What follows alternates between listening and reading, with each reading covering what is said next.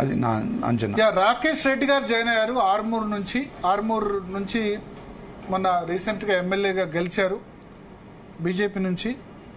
So ప్రస్తుతం రాకేష్ రెడ్డి గారు యుఎస్లో ఉన్నారు, అమెరికా నుంచి ప్రత్యేకంగా మనతో పాటు జాయిన్ అవుతున్నారు. రాకేష్ రెడ్డి గారు, జీ తెలుగు న్యూస్ కోసం సమయం కేటాయించిన ధన్యవాదాలు. సో ఏంటి మీ ఎక్స్పెక్టేషన్ ఏంటి? ఫస్ట్ సోదరుడు చెప్పిన దానికి ఫస్ట్ ఖండిస్తున్నానండి. ఎందుకంటే తెలంగాణలో కేడార్ ఉంది, లీడర్షిప్ ఉంది, పాయింట్ 1. మంచి సమర్థమైన నాయకత్వం ఉంది భారతదేశంలో. ఈరోజు భారతదేశాన్ని ఒక ఇనుప కంచెలలో భద్రతగా ఉంచిన నరేంద్ర మోడీ గారి నాయకత్వం ఉంది. 22 పార్టీలు కలగూర కంప దేశాన్ని విచ్ఛిన్నం చేసే పార్టీలు లేవండి. ఇప్పుడు ఈ దేశంలో ఒకటి పార్టీ భారతీయ జనతా పార్టీ, దేశ సంరక్షణకు. ముఖ్యంగా నిన్ననే అమెరికాలో ఒక కాంగ్రెస్ మిత్రుడు కలిసాడు, ఎందుకు పేర్లు ఎందుకు కానీ మేమందరం ఇక్కడ ఎమ్మెల్యేలము మినిస్టర్స్ కొందరు వచ్చారు. అంటే అన్నా మేము కాంగ్రెస్ వాళ్ళమే తప్పు చేసాము, మొత్తం హిందువులను రెచ్చగొట్టి హిందువులను ద్వితీయ శ్రేణి పౌరులుగా. వినబడుతుందండి? వినబడుతుంది, చెప్పండి. మేమే బాగా తప్పు చేశామన్నా, అంటే హిందువులని ద్వితీయ శ్రేణి పౌరులుగా ట్రీట్ చేస్తున్నాము. రాజీవ్ గాంధీ గారు కానీ, రేవంత్ రెడ్డి గారు కానీ, కాంగ్రెస్ నాయకత్వం ఈ దేశంలో మల్లికార్జున ఖార్గే సార్ దాన్ని ప్రశ్న కనబడ్డది ఎన్నికలల్లా.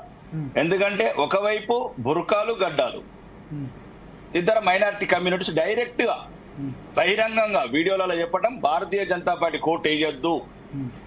మీకు కావాలంటే ఇప్పుడు చెప్పిన సోదరుడికి 1000 వీడియోలు పెడతాను, 1000 వీడియోలు.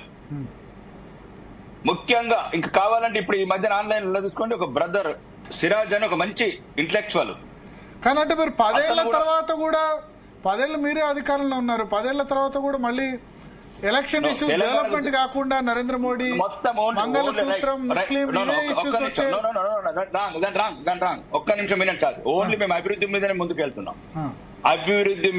ముందుకెళ్తున్నాం. ఈ రోజు 60 ఏళ్ల భారతదేశం అభివృద్ధి చెప్పలేదు మరి.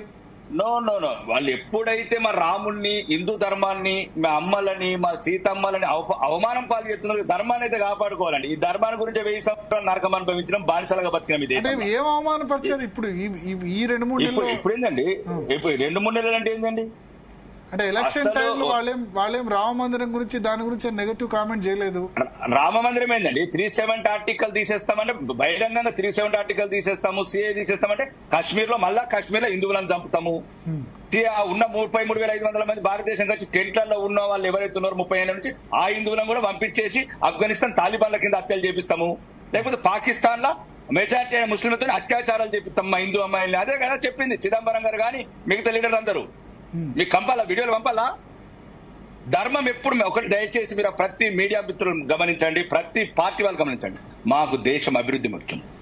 ఈ రోజు ఈ దేశంలో ఒక అవసరమైతే ప్రపంచ శ్రేణి నాయకత్వం అండి. ఈ రోజు అమెరికా చట్టసభలలో కావచ్చు, ఒకవేళ అవసరం అనుకుంటే ఖతార్ లో ఉరిశిక్ష పడ్డ నేవీ సైనికులను తీసుకొచ్చుకున్నాం కాదు, ఒక్క సైనికులు తీసుకున్న దద్దమ్మ ప్రభుత్వం అది. ఒక్క సైనికులు తీసుకురాలేకపోయింది పాకిస్తాన్ నుంచి 1971 కండిషన్స్ వదిలిపెట్టి. ఈ రోజు ఒక 8 మంది జీవిత ఖైదు పడ్డ నేవీ సైనికులను తీసుకొచ్చుకున్న నాయకత్వం ఒకవైపు, చంద్రమండలం మీద పాదం మోపిన నాయకత్వం ఒకవైపు, 83 కోట్లకు ఉచిత రేషన్ కావచ్చు, దేశవ్యాప్తంగా 4 కోట్ల పేదల గురించి చెప్తున్న, మధ్యతరగతి ఉన్నత వర్గాలకు అందరికీ చెప్తాను.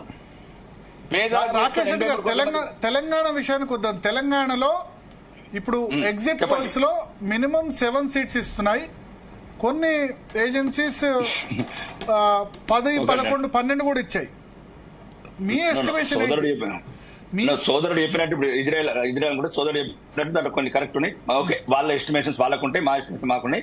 ఒక్కటి మాత్రం నిజమండి, ఇది ఓపెన్ గా చెప్తున్నాను, పార్టీ పరంగా కాదు, నా వ్యక్తిగతంగా. ఎందుకంటే నేను తెలంగాణ స్టార్ కంపెనీ తోటి ఎమ్మెల్యే సహచరుడు రామచంద్ర నాయక్ కూడా ఉన్నారు, డోర్నకల్ ఎమ్మెల్యే.